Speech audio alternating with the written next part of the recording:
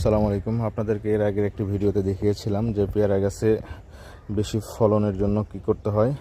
Pruning করে দিলেই সেখানে নতুন ফুল এবং ফল আসবে। এই দেখেন, প্রুনিং করে দেওয়ার পরে সেখানে নতুন ফুল আসছে, এখান থেকে ফল হবে। আপনার বাগানে যদি পেয়ারা গাছ থাকে তাহলে এভাবে প্রুনিং করে দিতে পারেন।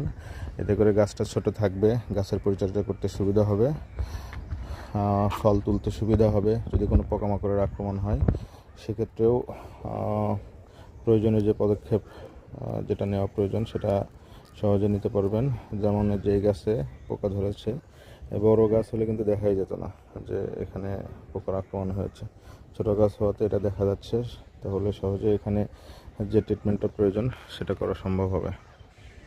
একদিকে ফলন বেশি পাওয়া যায়, অন্যদিকে রোগবালাই সহ অন্য কিছুর জন্য যে পরিচর্যা বা ট্রিটমেন্ট প্রয়োজন সেটা করা সহজ হয়ে থাকে।